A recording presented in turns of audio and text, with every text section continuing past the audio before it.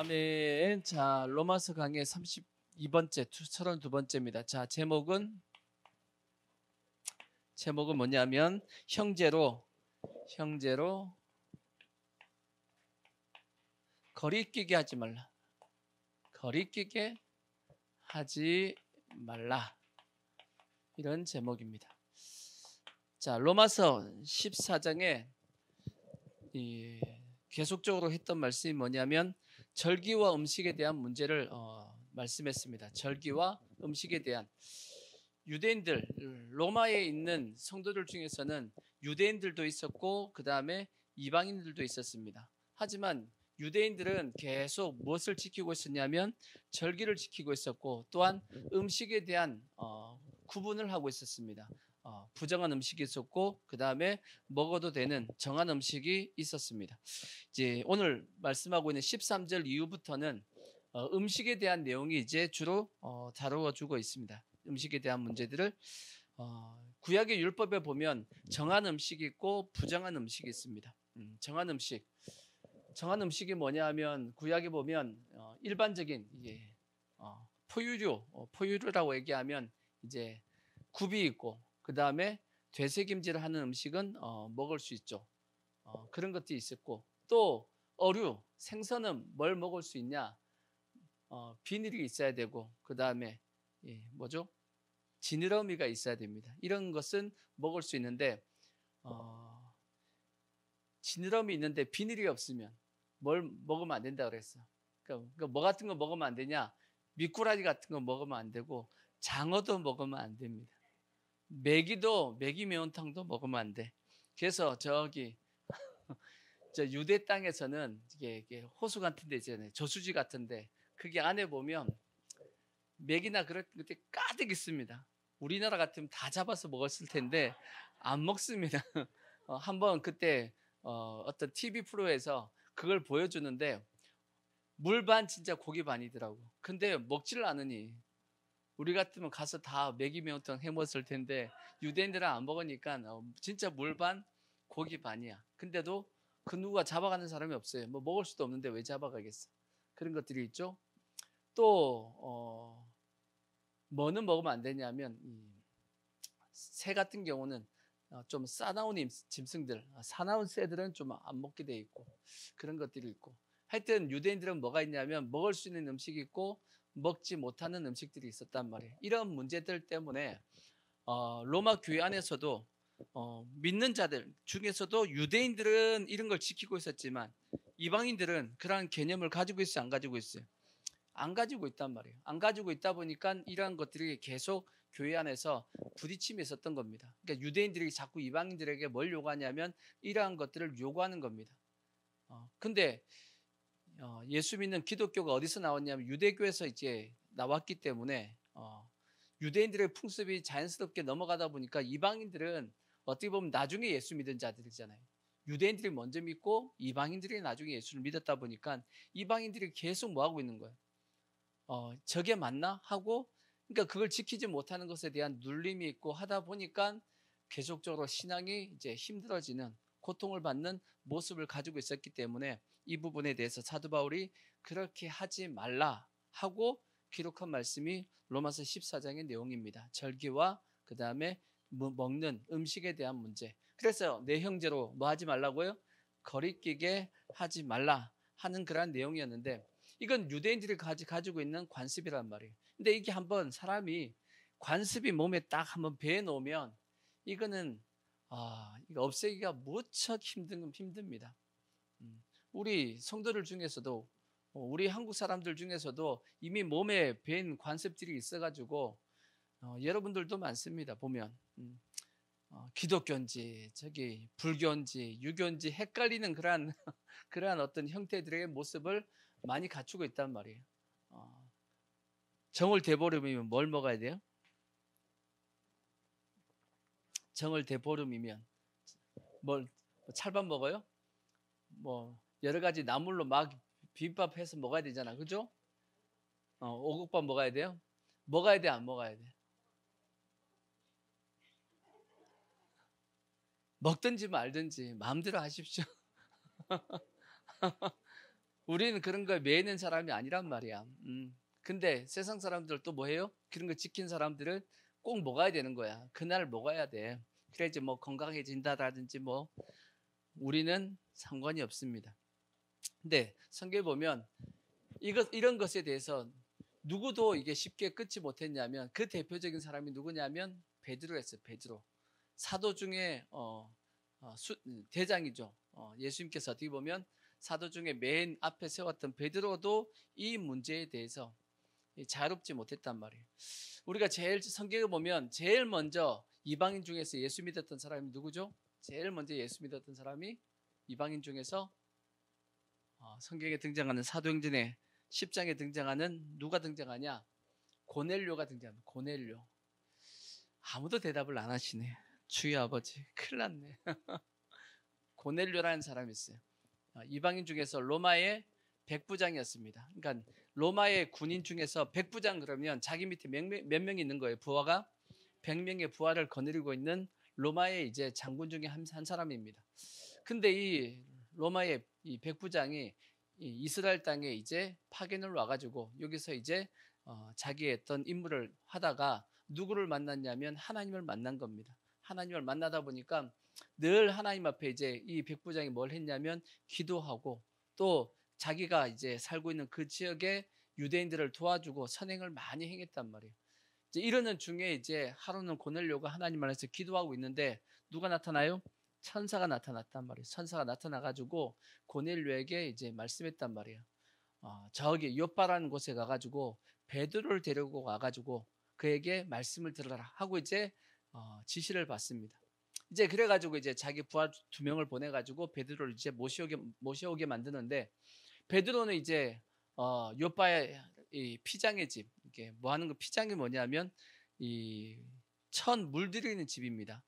천 물들이는 그러한 어떤 집에 이제 머물고 있다가 이제 점심쯤 돼가지고 기도하는데 이제 기도하는 이제 점심쯤 돼가지고 이제 잠시 기도하기 위해서 이제 다락에 올라갔단 말이에요. 다락에 올라가가지고 하나님 앞에 이제 기도하는 중에 하늘에서 뭐가 내려와요? 보자기가 쫙 내려왔던 보자기가 쫙 내려오니까 뭐가 내려오나 하고 쭉 보고 있는데 보자기 속에 뭐가 있어요? 각종 유대인들이 먹지 못하는 저기 짐승들이 와글와글 하고 있는 거야. 그러니까 근데 갑자기 하늘에서 소리가 들립니다. 뭐라고 소리가 들렸죠? 잡아 먹어라 하고 소리가 들린단 말이에요. 그랬더니 베드로가 뭐라 그래요? 하나님, 제 식성을 모르시냐고. 이렇게 부정한 건 저 못 먹습니다 하고 안 먹는다 그럽니다. 그랬더니 하늘에서 소리가 들렸죠. 뭐라고 소리가 들려요? 내가 정하게 한 것을 너가 부정하다고 얘기하지 말라 하면서 다시 보자기가 딱 싸지더니 다시 올라갔습니다. 그러더니 잠시 후에 다시 기도하는데 또 보자기가 어떻게 해요? 또 내려왔어요. 이렇게 또 쭉 내려오더니 다시 그 말씀합니다. 잡아 먹어라 그랬더니 안 먹는다니까 하고 이렇게 다시 올라가. 다시 좀 이따 또 내려왔어. 잡아 먹어라 그랬더니 안 먹는다니까 왜 자꾸 먹어라 그러냐고 하고 다시 올라갔단 말이에요. 그러면서 내가 정하게 한 것을 너가 부정하다고 하지 말라 하면서 이제 보자기가 올라갔단 말이에요. 그렇게 환상이 3번 똑같은 게 보인 겁니다. 그러면 어떤 생각이 들어요? 여러분도 환상이 똑같은 게 3개 보였다고 생각해봐. 3가지의 환상이 똑같이 보였습니다. 그럼 여러분은 어떤 생각하겠어요? 이거 뭐지? 이거 뭐지? 이런 생각이 당연히 들겠죠. 그러니까 베드로도 이게 뭐지? 하고 이렇게 생각하고 있는데 밖에서 고넬료가 보낸 사람이 문을 두들깁니다. 똑똑똑 하면서 혹시 여기 베드로라는 사람이 있습니까? 하고 이제 똑똑똑 이제 소리가 들리고 이제 하니까 베드로의 속에서 성령님이 말씀합니다. 내가 보냈으니까 의심하지 말고 따라가라 하고 이제 성령의 음성이 들려가지고 베드로가 이제 따라가게 되죠. 근데 베드로가 고넬료 집에 가면서도 불구하고 계속 미심쩍해가지고 계속 그럽니다. 근데 나중에 이제 고넬료 집에 가서 설교하는 중에 하나님의 성령이 임하고 해가지고 베드로가 깨닫게 되죠. 아하, 하나님께서 유대인만 예수 믿어서 구원받는 것이 아니고 누구도 이방인들도 자기들이 받았던 성령과 동일하게 받았다고 그랬어요.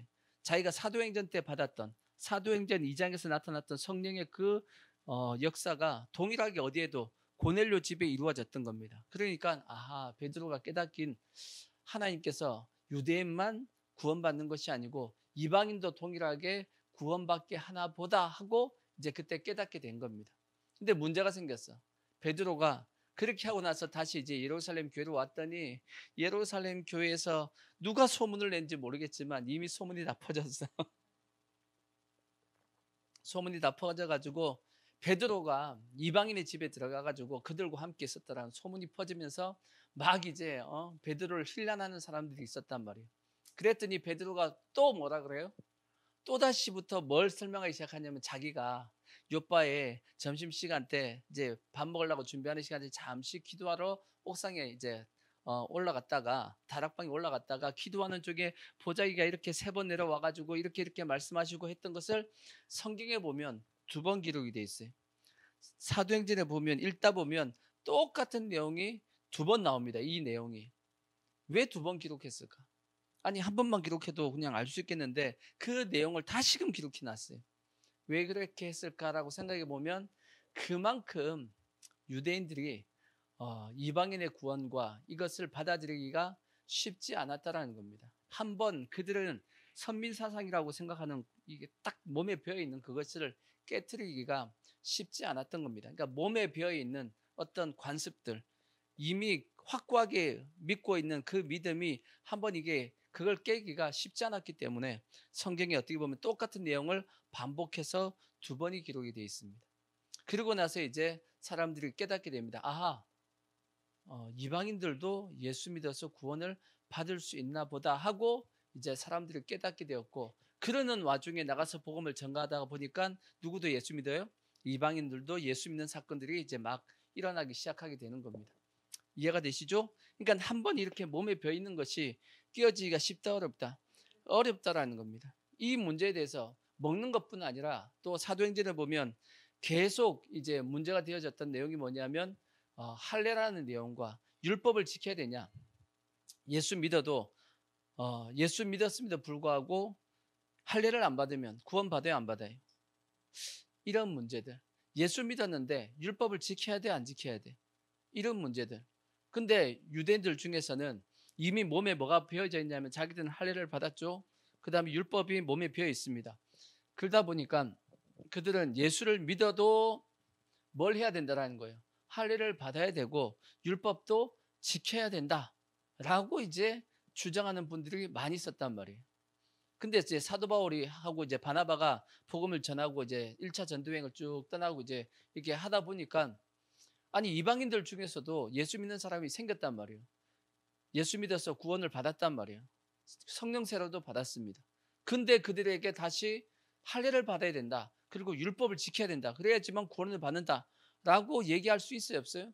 그건 아니라고 생각을 한 겁니다. 그래서 이제 바나바 바울이 이 예수 믿는 유대인들하고 다툼이 있었습니다. 다투다가 이건 안 되겠다. 이것은 확고하게 짚고 넘어가야지 그냥 어설프게 지나가서는 안 되겠다 싶어가지고 바울하고 바나바가 이제 예루살렘에 올라간단 말이에요. 올라가서 거기서 뭘 하게 되냐면 예루살렘 회의를 연 겁니다. 이해가 되시죠? 회의를 열어가지고 거기서 결정을 낸단 말이에요. 예수 믿고 구원을 받는 것이고 할례를 안 받아도 구원하고는 상관이 없다. 할례 안 받아도 된다. 율법도 동일하게 예수 믿었으면 구원받는 거지 율법을 지켜서 구원받는 것 아니다라고 이제 하고, 먹는 것에 대해서도 단지 피는 먹지 말고 목매어 죽인 것 먹지 말고 우상의 제물 먹지 말고 그렇게 하면 되는 것이지 먹는 것도 상관이 없다 하고 땅 때립니다. 이해가 되시죠? 그래서 유대인들이 이제 그걸로 이제 먹는 것뿐 아니라 율법과 할례에 대한 문제를 이제 해결했단 말이에요. 그럼에도 불구하고 우리가 성경책을 읽다 보면 계속 이 문제들이 계속 문제가 되어집니다. 로마서도 이 문제에 대해서 계속 기록하고 있죠. 할례에 대한 문제, 그 다음에 율법에 대한 문제를 로마서에도 계속 말씀하고 있는 것이고, 또 이 부분에 대해서 강조하고 있는 성경이 뭐냐면 그게 갈라디아서입니다. 갈라디아서. 우리가 갈라디아서를 보면 이 문제에 대해서 동일하게 계속 이 문제에 대해서 말씀하고 있는 것이 기록이 되어 있습니다. 쉽지 않다라는 겁니다. 이미 한번 뭐한 것은 몸에 배어져 있는 이 관습은 이것을 뭐하기가 벗겨내기가 그만큼 어렵다라는 겁니다. 한 번은 이런 것도 있었습니다. 자, 갈라디아서 2장 11절 보면, 2장 11절 보시면 신약성경 베드로에 대한 내용입니다.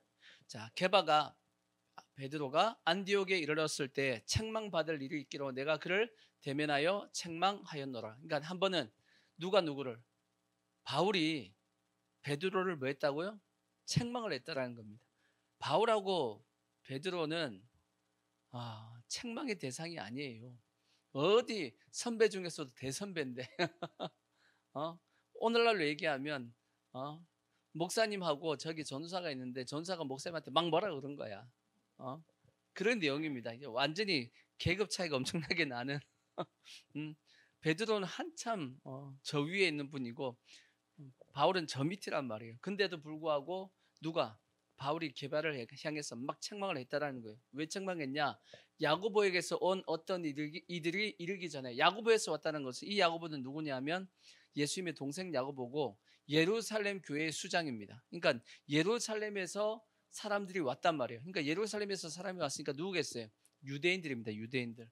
그러니까 유대인들이 예수 믿는 유대인들이 어디를 찾아왔어요? 안디옥에 찾아왔단 말이에요. 찾아왔는데 야고보에게서 온 어떤 이들이 이르기 전에 게바가, 베드로가 누구와 함께 먹다가 이방인과 함께 이제 식사를 하고 있었단 말이에요. 식사를 하고 있는데 갑자기 누가 찾아온 거예요? 야고보에게서 온 유대인들이 들어온 걸 보고 어떻게 한 거예요?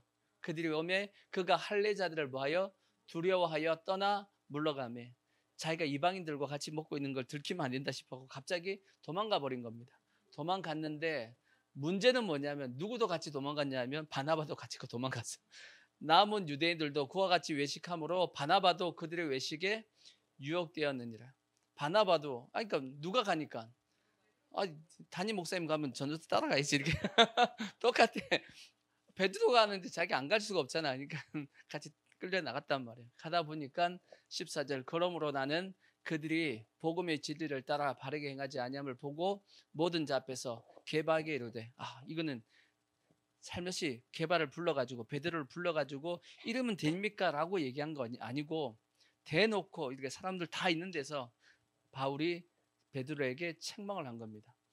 그러므로 나는 그들의 복음의 진리를 따라 바르게 행하지 아니함을 보고 모든 자 앞에서 게바에게 이르되, 너가 유대인으로서 이방인을 따르고 유대인답게 살지 아니하면서 어찌하여 억지로 이방인을 유대인답게 살게 하려느냐 하였노라. 책망을 했다는 거, 대놓고 책망을 했다는 거예요. 물론 베드로가 이 바울의 책망을 듣고 순종합니다. 이것도 베드로도 대단한 거죠. 오늘날 같으면 어디 놈이 하고 한 대 둘러 팼을 텐데 사도 바울이 옳은 말을 하니까 베드로도 그게 순응했던 그런 내용의 말씀이 있었는데, 그러니까 그렇게 성령 충만하고 초대교회를 시작시켰던, 어떻게 보면 그러한 베드로임에도 불구하고 뭐가 힘들었던 거예요? 한번 몸에 밴 이 관습이 쉽게 벗겨지기가 힘들었다는 얘기입니다. 이해가 되시죠? 그랬기 때문에 교회 안에도 마찬가지입니다. 이와 비슷한 이게 각자에게 다 있습니다. 각자에게 자기 나름대로의 신앙이 뭐가 있냐면 관습이 몸에 배어 있습니다.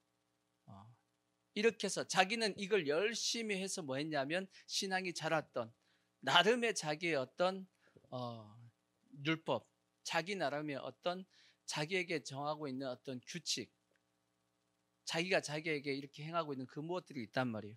이런 것들이 있는데 이 부분에 대해서 이제 사도 바울이 오늘 말씀하고 있는 부분입니다. 특히 이제 강조하고 있는 것이 뭐냐면 첫 번째가 음식입니다. 음식. 지난주에는 절기와 음식이었고 후반부에는 주로 말씀하고 있는 것이 뭐냐? 음식입니다. 이러한 음식에 대한 문제. 첫 번째, 그러니까 형제로 거리끼게 하고 있는 게 뭐냐? 음식이에요. 음식 중에 오늘날은 그래서 음식에 대해서는 근데 오늘날은 별로 관심이 없어요. 왜? 우리야 뭐 음식에 대해서 가려요, 안 가려요? 안 가리지. 맛있으면 다 먹습니다. 그죠? 맛있으면 다 먹습니다. 근데도 불구하고 오늘날도 이 음식에 대해서 조심해야 될 크게 두 가지 음식이 있습니다. 그게 첫 번째 뭐냐면 첫 번째가 우상에게 제사한 음식이에요. 우상에게 제사한 음식. 먹으면 돼야 안 돼요? 교회 다니시는 분들 중에서도 먹는 분들이 있긴 있습니다. 뭐 먹으면 어때 하시는, 나는 믿음이 좋아가지고 먹는다 하시는 분들이 가끔씩 있는데, 그게 믿음이 좋아서 먹는 건지 제가 보기에는 아니다라고 생각하는데, 왜 이게 이 음식을 먹으면 안 되냐면 이 말씀 때문입니다. 자, 고린도전서 고전 10장 18절을 보시면, 고전 10장 18절을 보시면, 고전 10장 18절 보시면, 자, 먹으면 안 되는 이유가 이것 때문이에요. 육신을 따라 난 이스라엘을 보라. 재물을 먹는 자들이 뭐 하는 사람이에요? 제단에 참여하는 자들이 아니냐. 그런즉 내가 무엇을 말하느냐. 우상의 재물은 무엇이며 우상은 무엇이냐. 무릇 이방인에게 제사하는 것은 귀신에게 하는 것이요 하나님께 제사하는 것이 아니니 나는 너희가 귀신과 교제하는 자 되기를 원하지 아니하노라. 그렇게 되어 있습니다. 뭔 뜻이냐면 제사에서 음식을 먹는 것, 이 행위 자체는 무엇을 뜻하는 거냐? 이 제사에 뭐 하는 거다? 참여하는 거다. 난 제사에 절 안 했는데 그게 아니야. 뭘 하는 것이? 음식을 같이 먹는 것 자체가 뭐 하는 거다? 그 제사에 내가 참여한다라는 의미입니다. 그래서 내가 우상에게 제사한 그 음식을 먹게 되면 그 자체로서 나는 그 제사에 참여하게 되는 것이고, 그 제사에 참여했다라는 것은 곧 그 제사는 결국 누구에게 하는 거예요? 귀신에게 하는 겁니다. 악한 영에게 하는 거기 때문에 악한 영과 나는 뭐 하는 관계가 되냐면 교제를 가지는 관계가 된다라는 거예요. 그래서 음식을 먹는 것 자체가, 우리는 뭐 음식 먹는 게 뭔 문제가 되냐? 음식이 바뀌냐? 바뀌어서 그런 것이 아니고 영적으로 해석하면 그렇게 되어지기 때문에 그 음식을 먹는 걸로 해서 내가 그 귀신과 교제하는 자가 되어지는 겁니다. 영적으로. 이해가 되시죠? 그래서 우리는 뭐 하면 안 되냐면 이 우상의 제물을 먹으면 안 된다라고 사도 바울이 말씀을 하고 있는 겁니다. 이해가 되시죠? 그러면 이 우상의 이 음식을 먹으면 어떤 영적인 현상이 생기냐? 성경에 몇 군데 기록이 되어 있는 부분이 있어요. 자, 구약 성경 보시면 시편, 구약 성경 시편 106편 28절을 보시면, 110편 시 106 28 보시면, 자, 그들이 또 부활의 바울과 연합하여 죽은 자에게 뭐한 것을요? 제사한 음식을 먹어서, 죽은 자에게 제사한 음식을 먹어서 그 행위로 주를 어떻게 했어요? 경노하게 함으로 재앙이 그들 중에 크게 유행하였도다. 그렇게 말씀했어요. 죽은 자에게 제사한 음식을 먹어서 뭐 되었다? 하나님을 뭐 하겠다? 경노하게 만들었다. 하나님을 화나게 만들었고, 그 일로 말미암아서 뭐가 임했다? 재앙이 그들 중에 크게 유행하게 되었다라고 말씀했습니다. 그러니까 우상의 제물을 먹으면 저렇게 되어진다라고 말씀을 하고 있는 것이고, 또 신약에 보시면 신약 고전 8장 7절 보시면, 신약 고전 8장 7절 보시면 7절, 자, 이렇게 돼 있어요. 그러나 지식은 모든 사람에게 있는 것은 아니므로 어떤 이들은 지금까지 우상에 대한 습관이 있어. 우상에 대한 뭐가 있어가지고 습관, 그러니까 몸에 밴 게 있어가지고 우상의 제물로 알고 먹는 거로, 이 우상의 제물을 알매도 불구하고 평상시 먹다는 거니까 먹었단 말이에요. 고로 그들의 양심이 뭐 해지고, 양심이 약해지고 더러워졌다 그랬어요. 양심이 약해지고 더러워진다라고 말씀했고, 그 뒤에 10절 보시면 10절, 자 10절, 8장 10절 보시면 8장 10절, 지식 있는 내가 우상의 집에 앉아 먹는 것을 누구든지 보면 그 믿음이 약한 자들의 양심이 담력을 얻어 우상의 제물을 먹게 되지 않겠느냐. 그러니까 내가 믿음이 있다고 하는 내가 우상의 제물을 먹는 것을 누가 보면, 믿음이 연약한 자들이 혹시나 보게 되면 어떻게 된다는 거예요? 11절, 그러면 내 지식으로 그 믿음이 약한 자가 멸망하나니 그는 그리스도께서 위하여 죽으신 형제라. 이같이 12절, 너희 형제에게 죄를 지어 그 약한 양심을 상하게 하는 것이 곧 그리스도에게 죄를 짓는 것이다. 그렇게 말씀했어요. 그러니까 내가 믿음이 있다 그러면서 우상의 제물을 먹는 것을 누가 보게 되면, 연약한 믿음의 사람이 보게 되면 그 사람도 뭐 하게 되겠어요? 먹어도 되네 하게 될 것이고, 그 사람도 뭐 하겠어요? 또 먹게 되겠죠. 그래서 그 영혼이 뭐 하게 되면 믿음이 약해지고 결국은 하나님 앞에 범죄함을 통해서 죄를 범하게 되면 그 영혼이 실족할 수도 있다라는 거지. 이해가 되시죠? 가장 큰 죄, 예수 믿는 사람들이 가장 큰 죄는 뭘까? 저는 영혼을 실족시키는 죄라고 생각합니다. 여러분들이 뭐 성령 회방죄, 우리는 성령 회방죄 안 지어요. 우리 속에 누가 계시면, 성령님 있는 사람은 성령 회방죄 지을 수가 없어요. 왜? 성령 회방죄를 지으면 내 속에 성령님이 없다는 뜻입니다. 그러니까 우리는 성령 회방죄 안 지어요. 그거 걱정하지 마시고, 단지 우리가 예수 믿는 사람이 가장 큰 죄는 뭐냐? 나 때문에 누군가가 실족되는 게 가장 큰 죄입니다. 아시겠죠? 그러니까 절대 우리는 나로 인해서 그 누군가가 뭐 하지 않게끔, 실족하지 않게끔 하셔야 돼. 아시겠죠? 나의 잘못된 어떤 행동을 통해서, 나의 잘못된 어떤 말로 인해서 누군가가 예수를 안 믿게 되든지, 믿던 자가 나 안 믿어 하게 되든지, 또 죄를 범하게 만들어서 그 영혼이 실족한다라면, 예수님께서 말씀했잖아요. 실족시키는 일이 있음으로 인해서 세상에 뭐가 있다? 화가 있도다. 실족시키는 일이 없을 수는 없으나, 이거는 생길 수밖에 없지만, 실족해 하는 그 자는 뭐가 있다? 화가 있다라고 말씀했어요. 그러니까 절대 우리 예수 믿는 사람은 나 때문에 누가 실족하지 않게끔 하셔야 됩니다. 그러니까 말도 조심해야 되고 여러분 행동도 조심해야 됩니다. 아시겠죠? 근데 내가 우상의 제물을 먹다가 누군가가 실족하게 되면 내가 하나님 앞에 엄청나게 큰 죄를 범하는 것이 아니겠냐고. 그죠? 근데 우상의 제물을 먹을 수 있는 상황이 있습니다. 어떤 상황이냐? 이런 상황에서는 여러분 드십시오. 한 3, 4일 굶었어. 세상에 먹을 것이 없어. 세상에 먹을 것이 없고 한 3, 4일 굶었어. 도저히 이제 죽을 것 같아. 근데 우상의 제물이 있어. 그러면 드십시오. 그러면 주님이 보시기에 그건 죄라고 얘기하진 않을 겁니다. 왜? 살기 위해서 먹는 거야. 당장 안 먹으면 뭐하니까? 죽으니까. 성경에 이와 비슷한 예가 있어요. 그게 뭐냐면 다윗이 사울 왕을 피해가지고 도망을 가게 되죠. 3일 길을 도망을 쳤습니다. 3일 길을 달려서 도망을 갔으니까 얼마나 배가 고프고 힘들겠냐고. 중간에 먹지도 못하고 3일 달렸으니 힘들어요, 안 힘들어요? 힘든데 이제 성막에 있는 곳에 갔단 말이에요. 근데 그에 가서 제사장에게 혹시 떡 좀 있습니까? 하고 이제 먹으려고 그랬더니 제사장도 보니까 떡이 없어. 근데 뭐는 있었어요? 진설병에서 이제 나온 떡이 있었단 말이에요. 근데 그 떡에 대해서 이거라도 먹을 수 있으면 먹으라 하고 줬단 말이에요. 근데 다윗과 그의 부하들이 그걸 먹었습니다. 근데 성경에 그거 먹으면 돼요, 안 돼요? 먹으면 안 돼요. 율법에 저촉된단 말이에요. 율법에서는 누구만 먹을 수 있죠? 제사장들만 먹을 수 있다고. 근데 그 떡을 먹었단 말이에요.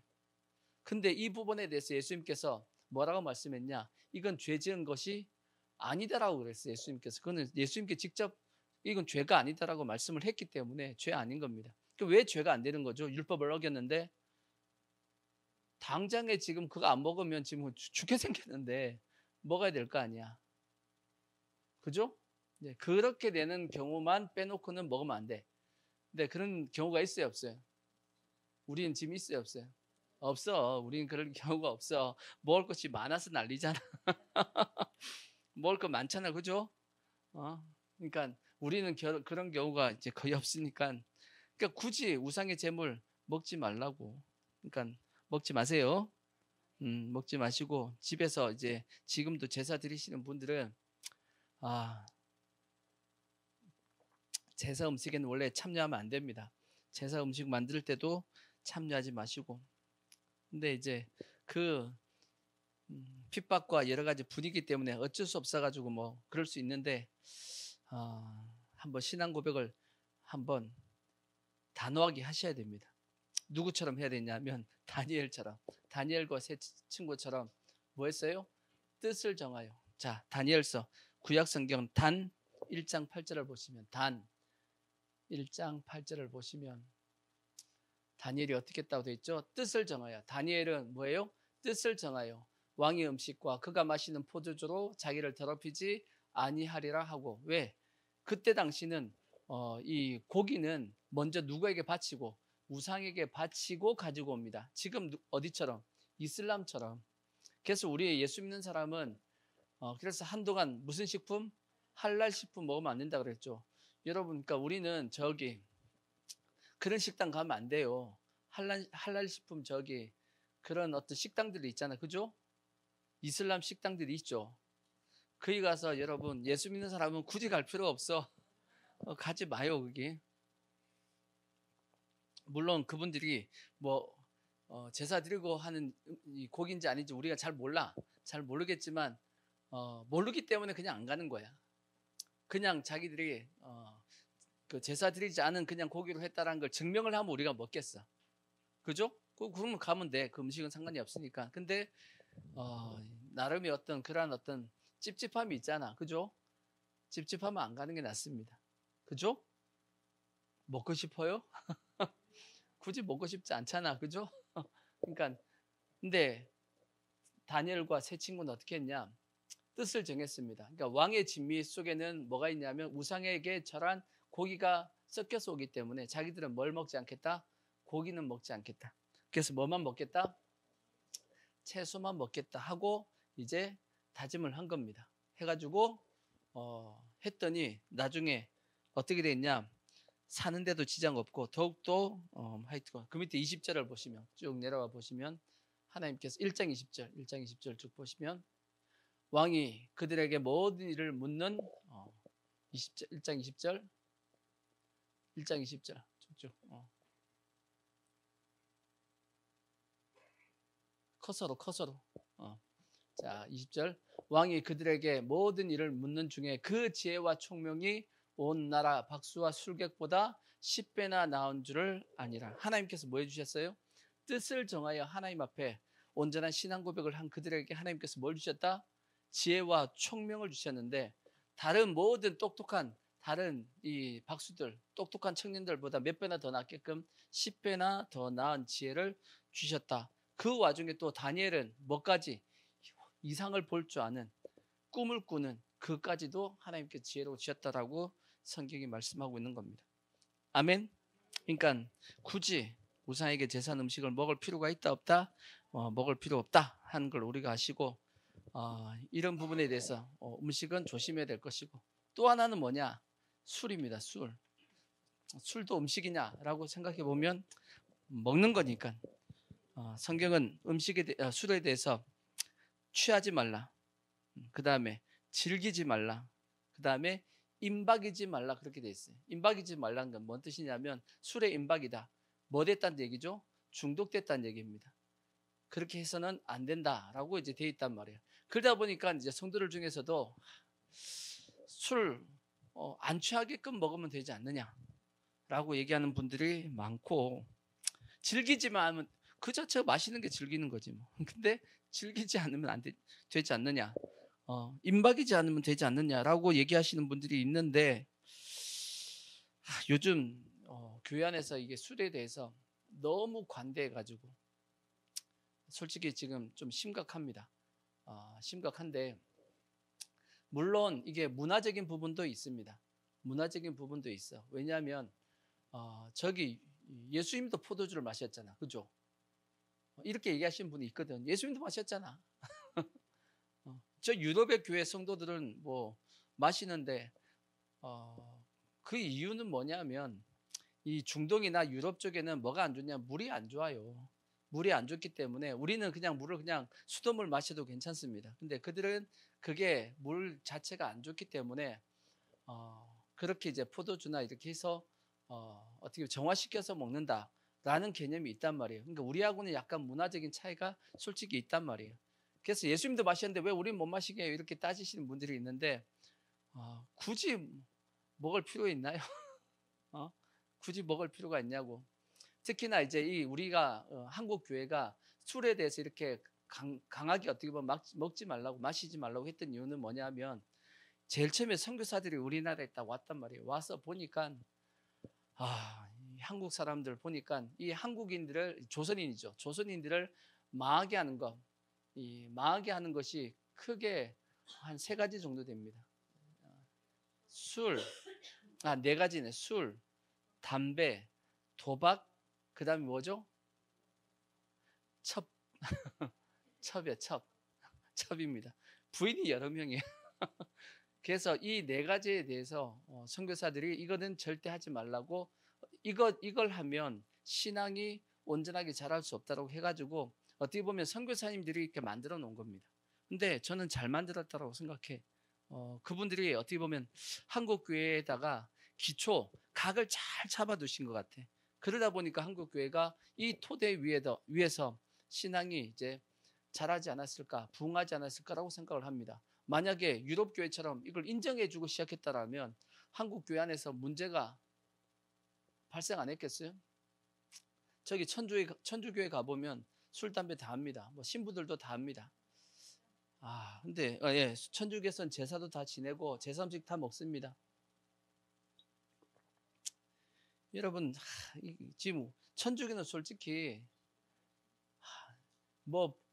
요번에 이제 프란체스코 교황이 이제 죽어가지고 동영상 보니까 그 교황이 죽어가지고 천국 가는 동영상 막 예수님이 맞이하고 막 그런 동영상이 떠 있더라고. 에이,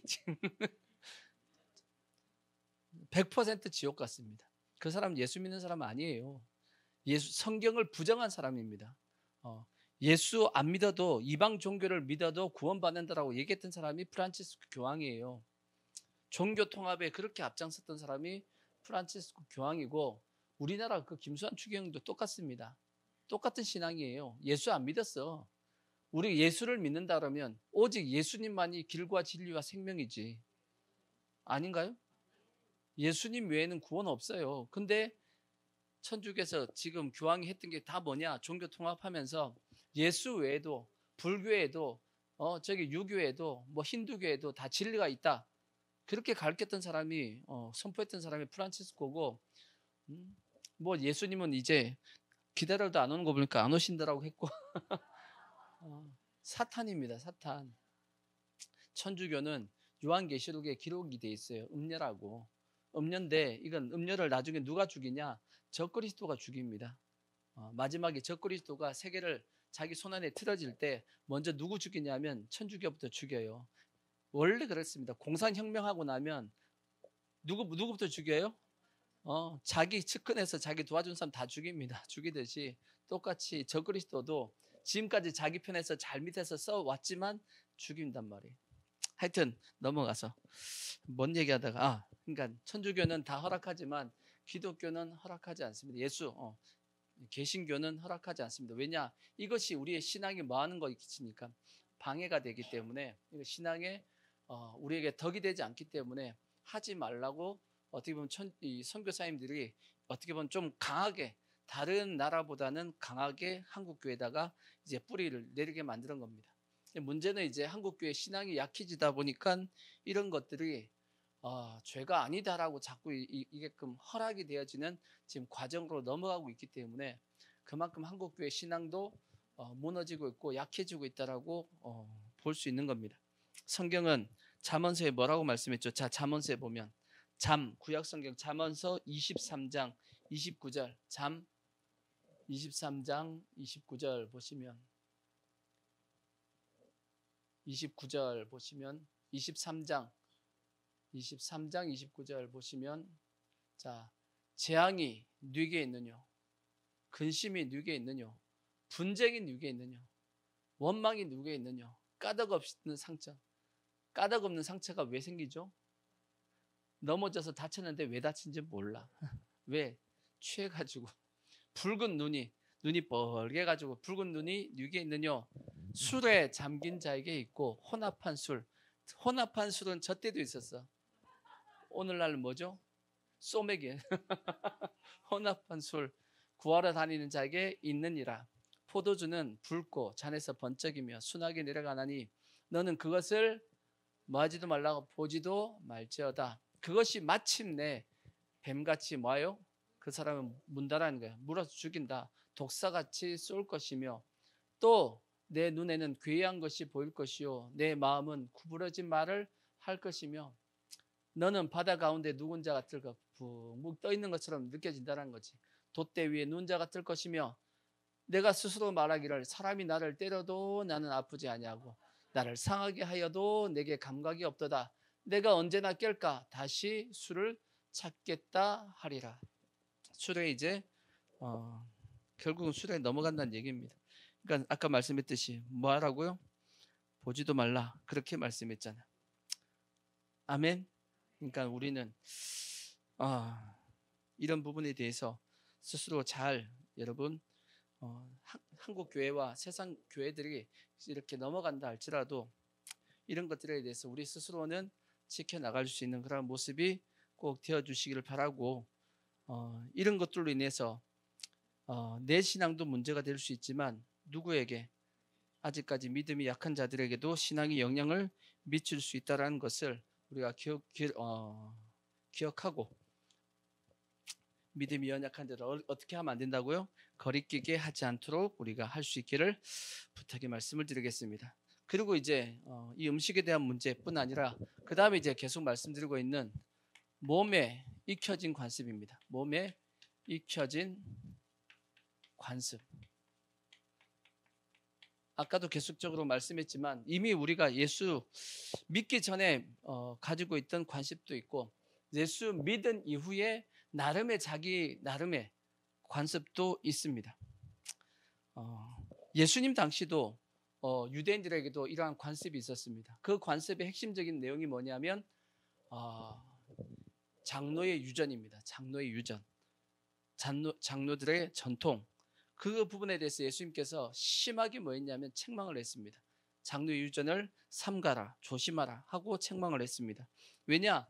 그들의 장로의 유전을 따라갔다가 결국은 뭐하니까 배나 더 지옥의 자식이 될 수 있기 때문에 예수님께서 그들에 대해서 강하게 뭐했냐면 책망을 하고 조심시켰습니다.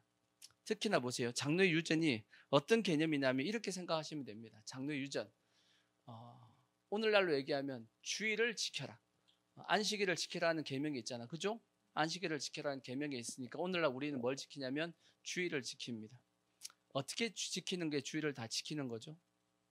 주의를 낮 예배 지켰다. 주의를 낮 예배를 내가 나왔다. 주의를 지킨 거예요? 안 지킨 거예요? 두 번째, 주의를 오후 예배까지 드렸다. 지킨 거예요? 안 지킨 거예요? 그럼 주의를 안식일이니까 주일이니까 절대 안식일이니까 24시 12시에 땡 할 때까지 내가 안식일이야 하고 딱 이렇게 이제 그렇게 하면 주일 안식을 다 지킨 거예요. 주일을. 그러면 주일날 어떤 이제 물건을 사고 팔 수 있죠. 팔진 않겠지만 살 수 있잖아. 그러니까 산다는 건 누군가는 파는 거니까. 그러니까 물건을 샀습니다. 주일을 지킨 거예요, 안 지킨 거예요?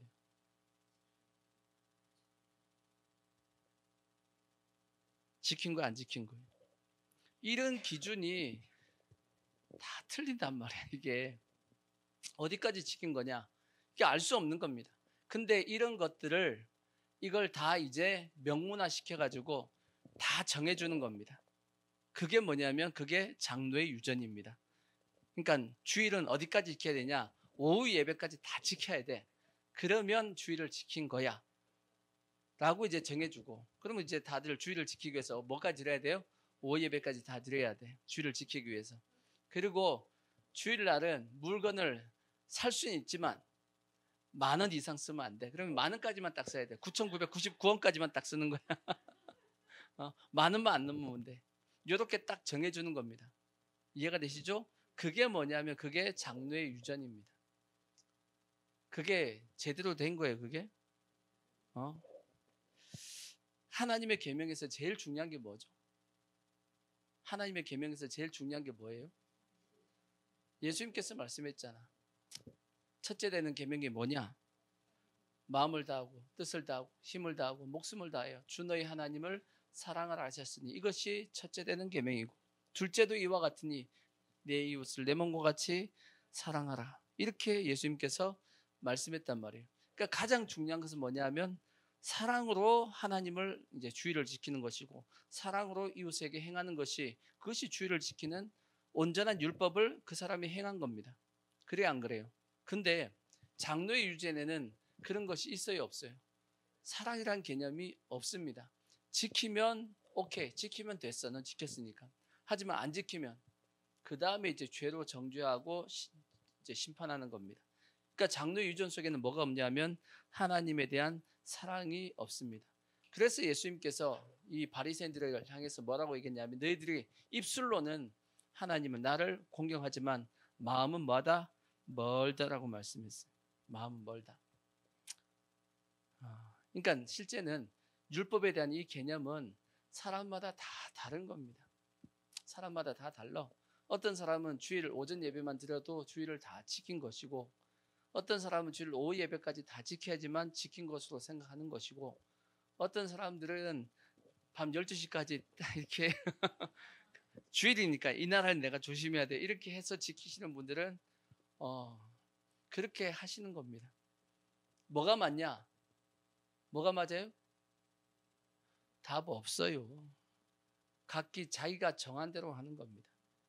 근데 이거는 아닙니다. 뭐는 안 되냐? 비대면 예배는 아니야. 그거는 아닙니다.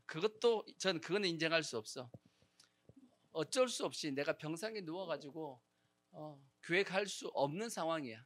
그러면 인정할 수 있습니다. 왜? 못 가니까 어쩔 수 없이 TV를 보고 인터넷 보고 예배 드리는 건 내가 못 나가니까 몸이 지금 내가 움직일 수가 없으니까 그거는 허락된다 할지라도 버젓이 다닐 수 있어. 근데도 불구하고 집에서 인터넷 예배 드린다? 그거는 신앙이 없는 거지. 그건 올바른 신앙의 모습이 아니죠. 그거는 빼고 그렇지만 나는 주일 오전만 드린다, 오후 얘기 드린다, 그 다음에 저녁까지 지킨다. 그것은 신앙의 어떤 자기의 신앙의 모습 속에서 그거는 누가 맞다 틀리다라고 얘기할 수는 없는 겁니다. 그 대신 더 많은 예배를 드리고 참석하는 것 자체는 우리의 신앙이 뭐가 되어지냐? 도움이 되어지고 유익합니다. 그래서 예배는 될 수 있으면 늘리는 것이 맞지만 줄이는 것은 좋지 않습니다. 아시겠죠? 그래서 됐으면 예배는 늘려가려고 노력하셔야 돼요. 주일 낮에만 드리시는 분은 오후 예배도 드리고 그 다음에 오후 예배 드리시는 분들은 수요 예배도 오시고 수요 예배도 오시는 분들은 금요기도에도 오시고 금요기도에 오시는 분은 새벽엔 잠이 많아가지고 근데 뭐는 해서는 안 되냐면 강요는 하지 마십시오. 마치 이거 안 하면 죄다 하고 공격하지 말라고. 그 대신 나오니까 너무 좋아. 아시겠죠? 은혜스러워. 하나님하고 더욱더 깊은 관계가 된다고 좋은 점을 이제 해서 그들이 스스로가 주님 앞에 나와서 더 주님 앞에 가까이 가려고끔 하게끔 만드는 게 그게 정상적인 모습이지 그거 안 한다고 막 정죄하거나 하면 된다 안 된다 그렇게는 하지 말라는 겁니다. 이해가 되시죠?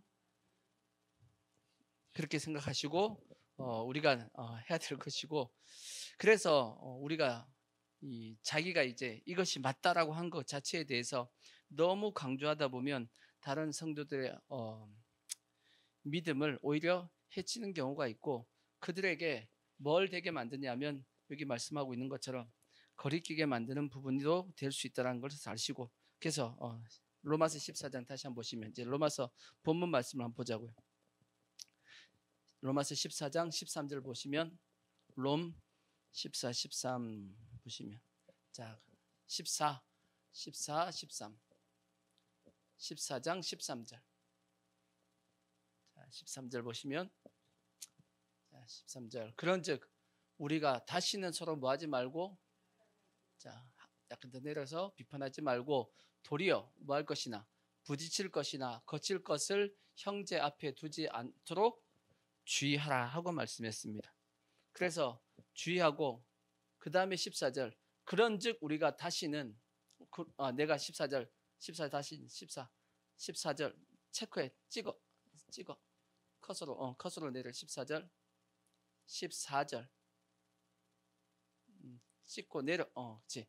내가 주 예수 안에서 알고 확신하노니 무엇이든지 스스로 속된 것이 없으되 다만 속되게 여기는 그 사람에게 속되니라 이렇게 말씀했는데 그래서 우리가 모든 율법 그리고 그다음 다른 성도에게 얘기할 때는 항상 무엇을 중심으로 해야 되냐면 모든 걸 다 뭘로 해야 되냐면 사랑으로 해야 됩니다. 사랑으로. 그래서 15절 보시면 만일 음식으로 말미암아 내 형제가 근심하게 되면 이는 내가 무엇으로 사랑으로 행하지 아니함이라. 그리스도께서 대신하여 죽으신 형제를 내 음식으로 망하게 하지 말라 그렇게 말씀했어요. 그러니까 이웃에게 형제에게 얘기할 때는 반드시 뭘로 해야 된다?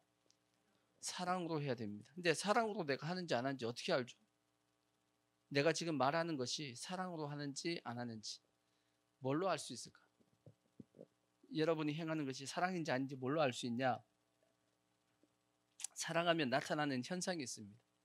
사랑하면 나타나는 현상이 뭐냐면 상대방의 마음이 느껴집니다. 뭔 뜻이냐면 내가 누굴 사랑하잖아요. 그러면 그 사람이 아파하고 있으면 그 아픔이 나에게 느껴져. 그죠? 사랑하면 느껴집니다. 그 사람이 힘들어하면 같이 뭐 하게 되냐면 같이 힘들어집니다. 그럼 뭐 보면 알 수 있냐? 자식하고 부모와 자식 간의 관계 보면 알 수 있어요. 부모는 자식을 보면서 자식이 아파하면 어떻게 하죠? 부모도 같이 아파요. 안 아픈가요? 아파요. 그럼 부모가 자식을 뭐하고 있기 때문이죠? 사랑하기 때문이에요. 남녀 관계 속에서도 서로가 사랑하면 상대방이 아파하고 있으면 그거 같이 아픈 겁니다. 그게 사랑하면 그렇게 되어지거든. 그죠? 근데 성경에서 모든 걸 다 뭘로 하라고 말씀했어요? 사랑으로 하라고 그랬으면 상대방의 그 아픔과 연약함이 나에게 느껴져야 돼, 안 느껴져야 돼? 느껴져야지 그게 정상인 겁니다. 마치 탕자의 아버지가 탕자가 들어왔을 때 탕자를 껴안고 너무 좋아가지고 너무 기뻐가지고 하는데 그 형은 기뻐요, 안 기뻐요? 안 기뻐. 근데 아버지는 그 탕자에 뭘 느꼈어요? 그가 그 고생한 게 다 느껴진단 말이야.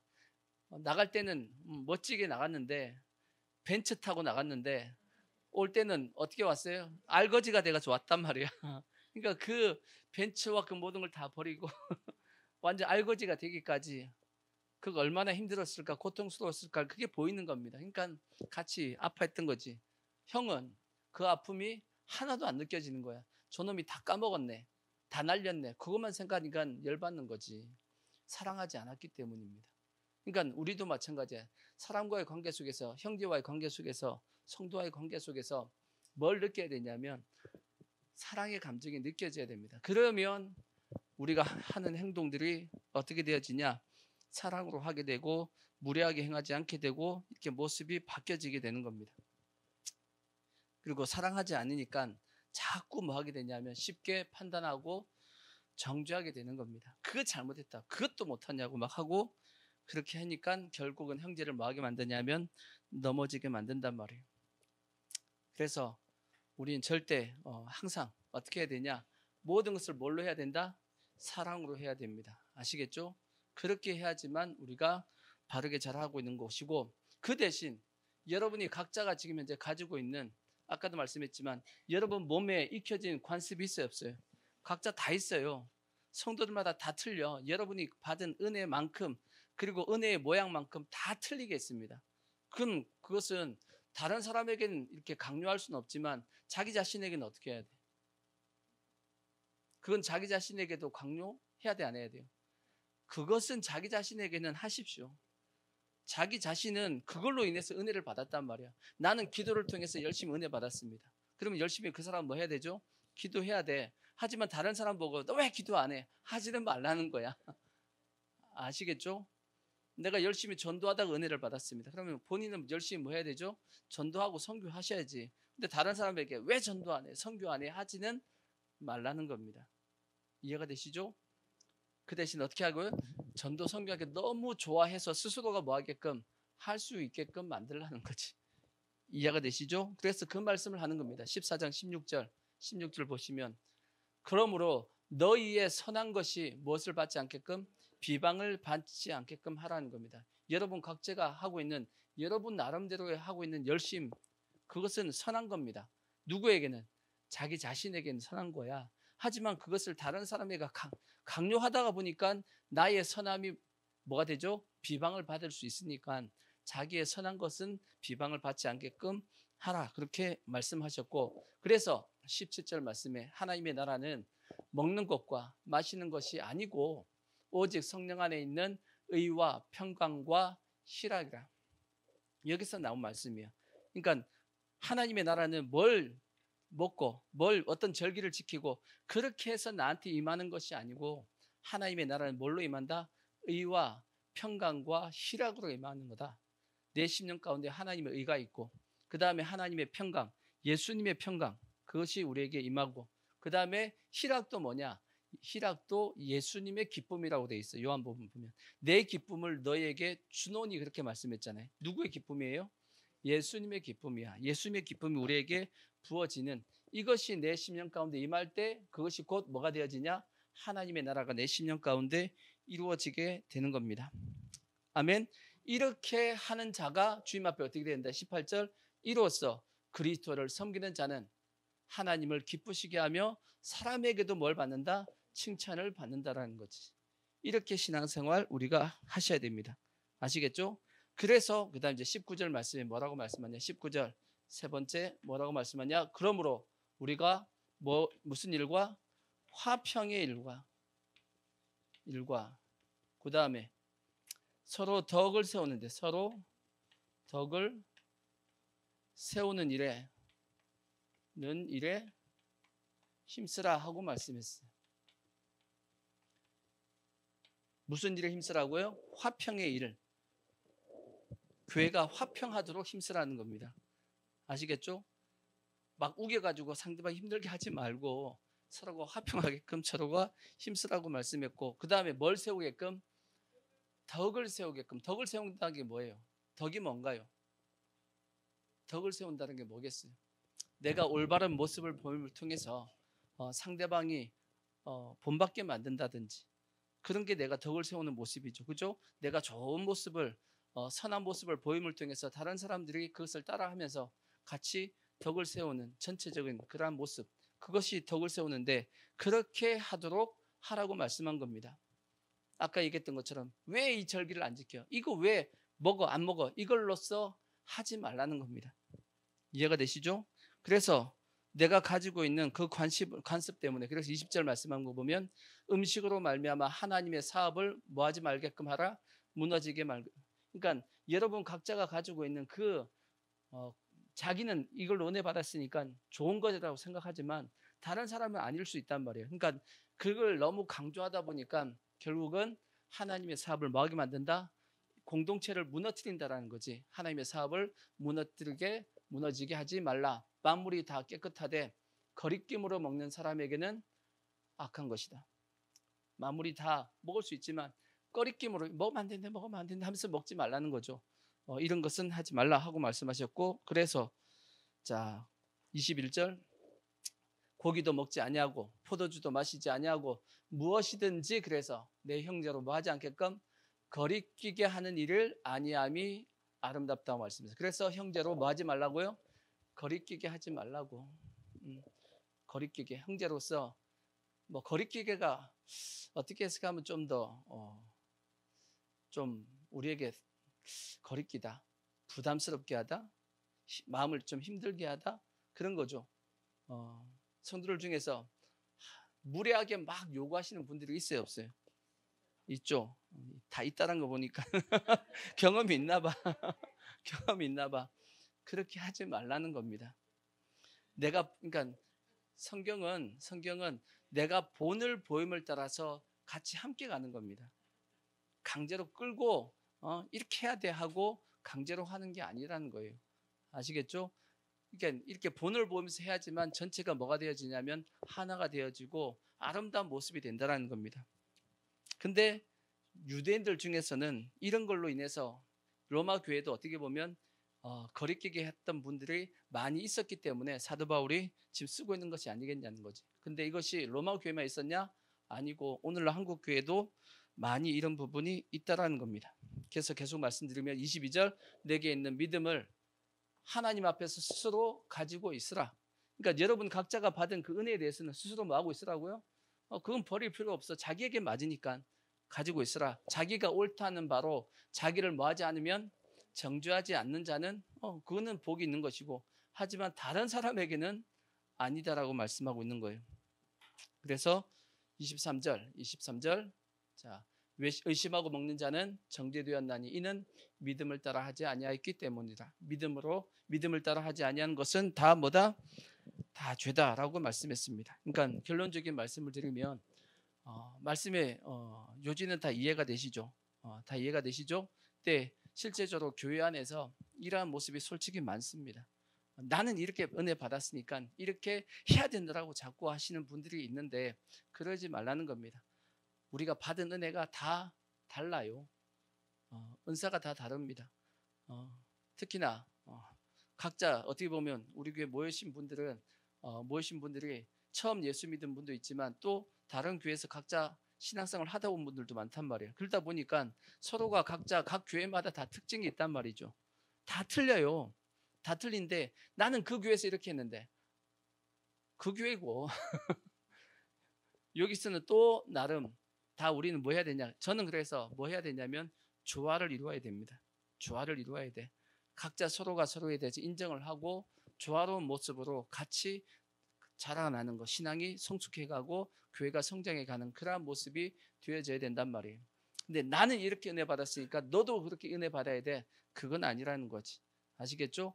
하지만 각자가 하나님 앞에 은혜 받은 방법이 다 있단 말이에요. 그거는 여러분이 각자 유지하십시오. 그걸 피하라는 얘기는 아니야. 하지만 다른 사람에게 강요해가지고 형제를 거리끼게는 하지 말라는 겁니다. 단지 그 대신 내가 좋은 본을 보이면 뭐 할 거다? 따라하게 될 겁니다. 저분 보니까 나도 저렇게 되고 싶어. 그러면 저분은 어떻게 은혜 받았지? 열심히 기도하시네. 나도 뭐 해야지? 기도해야지. 이렇게 만드셔야 돼. 그것이 성경에 보면 주님께서 원하시는, 예수님께서도 나도 너희에게 뭘 보였다? 본을 보였다라고 말씀했듯이 우리가 다 그런 모습이 되어서 우리 교회가 온전히 하나가 되어지며 신앙생활 자체가 하나님 앞에 부담이 안 되게끔 서로가 교회 오는 것이 누구 때문에 힘들다 그렇게 안 돼야 돼. 아시겠죠? 그렇게 안 되게끔 해서 서로가 기쁘게 예배드리며 함께 할 수 있는 우리의 모습이 되어지기를 부탁의 말씀을 드리겠습니다. 아멘. 자,